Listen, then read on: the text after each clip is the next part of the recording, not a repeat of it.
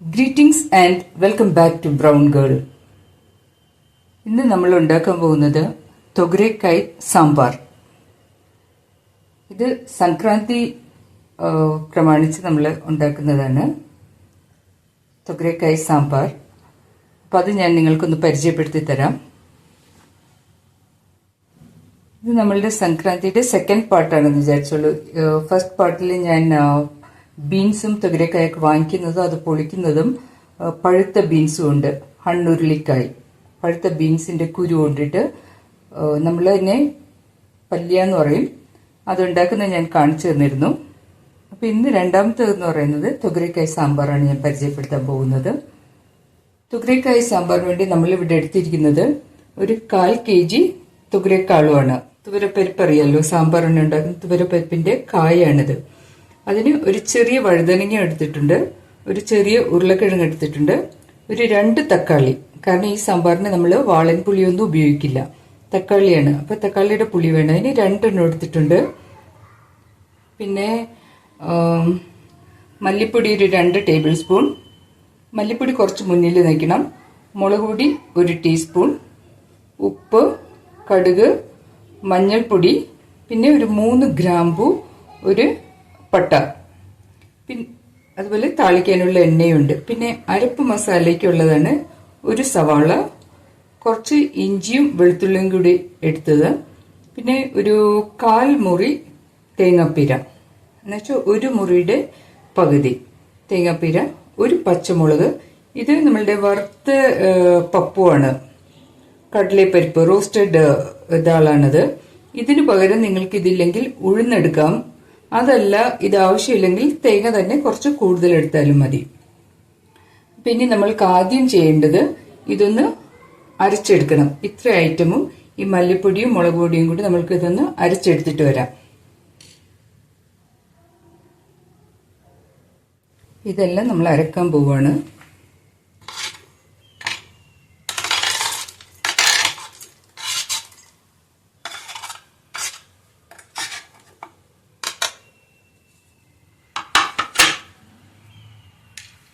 പിന്നെ ഈ പട്ട, ഗ്രാമ്പു, മല്ലിപ്പൊടി,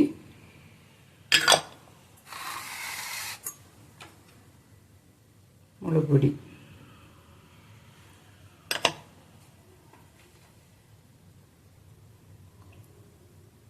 കുറച്ച് വെള്ളവും കൂടി ഇട്ടിട്ട് ഒന്ന് അരച്ചെടുക്കാം.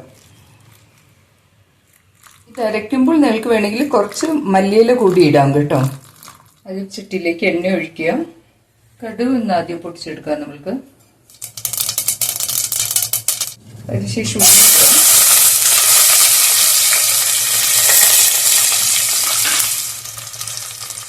അതിനുശേഷം തക്കാളി ഇടുക.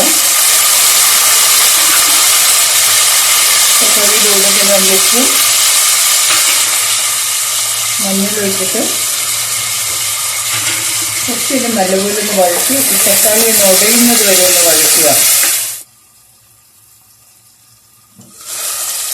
അപ്പൊ നമ്മളുടെ തക്കാളിയൊക്കെ ഒന്ന് ഉടഞ്ഞിട്ടുണ്ട്. ഈ സാമ്പാറിന് നമ്മൾ പരിപ്പിടുന്നില്ല. സാധാരണ നമ്മൾ സാമ്പാറിന് പറഞ്ഞാൽ പരിപ്പിട്ടാണ് ഉണ്ടാക്കുന്നത്. ഇതിലെന്താ പരിപ്പിടാത്തതെന്ന് ആർക്കെങ്കിലും അറിയോ? പരിപ്പിടാത്ത സാമ്പാർ എന്താ ഇതിലിത് പരിപ്പിടാത്തതെന്ന് അറിയോ നിങ്ങൾക്ക്?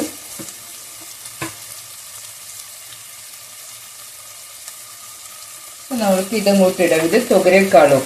ഇതെന്താന്ന് മനസ്സിലായല്ലോ, തുവരപ്പരിപ്പാണ്. സാമ്പാറിന്റെ തുവരപ്പരിപ്പാണ് നമ്മൾ ഇടുന്നത്. തുവരപ്പരിപ്പ് ഇടുന്നതുകൊണ്ടാണ് നമ്മൾ, അല്ല, തുവരക്കാളും ഇടുന്നതുകൊണ്ടാണ് നമ്മൾ തുവരപ്പരിപ്പിടാത്തത് കേട്ടോ. നിങ്ങൾ തുവര എന്നായിരിക്കും പറയുന്നത്, നമ്മളിവിടെ കർണാടകയിൽ തുവര എന്ന് പറയുന്നത്. ഈ തുവരക്കാളും, അതായത് തുവര പയർ, നിങ്ങളുടെ തുവര പയർ ഞാൻ ഇതിലേക്കൊന്ന് വഴറ്റിയെടുക്കുകയാണ്. പക്ഷെ എന്ന് വെച്ച് ഈ പയറ് നമ്മൾക്ക് പരിപ്പിന്റെ അത്ര കുറുക്ക് കിട്ടത്തില്ല. കാരണം പരിപ്പ് ഇത് തോടിനകത്തല്ലേ ഇരിക്കുന്നത്, പരിപ്പിന്റെ അത്ര കുറുക്ക് കിട്ടത്തില്ല. അതിനാണ് നമ്മൾ തേങ്ങയൊക്കെ അരച്ചിടുന്നത്. കുറച്ച് നേരം ഒന്ന് ഇതിൻ്റെയൊക്കെ ആ വെള്ളം വറ്റണമല്ലോ, ഈ പയറിൻ്റെ അകത്തൊക്കെ വെള്ളം ഉണ്ടല്ലോ, തുവരപ്പയറിൻ്റെ വെള്ളമൊക്കെ ഒന്ന് വറ്റുന്നത് വരെ നമുക്കൊന്ന് വഴറ്റാം. അതുപോലെ ഈ പച്ചക്കറികളും വഴുതനങ്ങ, ഉരുളൻകിഴങ്ങ് ഇതെല്ലാം നമുക്കൊന്ന് വെള്ളം വറ്റുന്നവരെ ഒന്ന് വഴറ്റിയെടുക്കാം. നേരിയ തീയിൽ, അതായത് ഒന്ന് വേവണം. ഇതിൻ്റെ വെള്ളത്തിൽ തന്നെ വേവും വേണം, വറ്റുകയും വേണം. അപ്പോൾ മീഡിയം ഫ്ലെയിമിലിട്ടിട്ടൊന്ന് വഴറ്റാം. ഇപ്പോൾ ഇതിൻ്റെ വെള്ളമൊക്കെ ഒന്ന് വറ്റിയിട്ടുണ്ട്. അപ്പോൾ ആ പയറിൻ്റെയൊക്കെ പച്ച മണവും പയറിൻ്റെയും വഴുതനങ്ങയുടെയൊക്കെ ആ ഒരു പച്ചപ്പ് മണവും ഇപ്പോൾ പോയിട്ടുണ്ട് വെള്ളം വറ്റി വന്നപ്പോഴേക്കും. ഇനി നമ്മൾക്ക് ഈ അരപ്പിട്ടിട്ടൊന്ന് 2 മിനിറ്റ് വഴറ്റാം.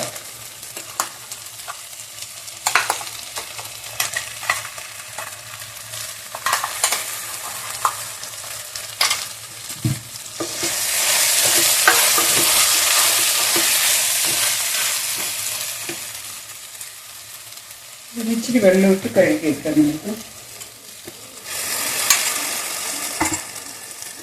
ഇതിന്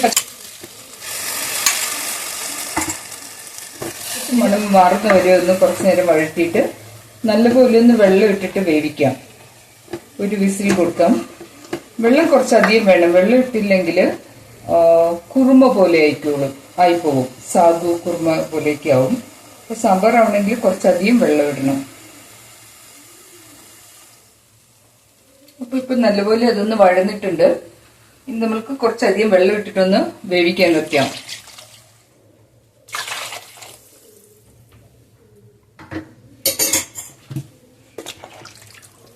ഉപ്പ് നോക്കുക. ഇതിന് കായം ഒന്നും ഇടുന്നില്ല. നിങ്ങൾക്ക് കായം മല്ലിയിലൊക്കെ വേണമെങ്കിൽ ഇടാം. കായം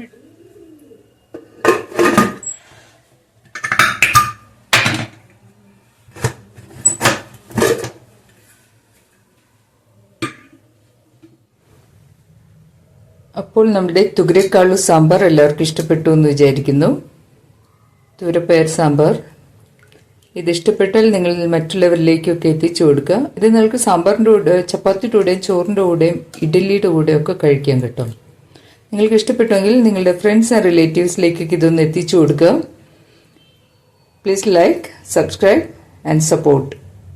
thanks for watching. See you all soon. By.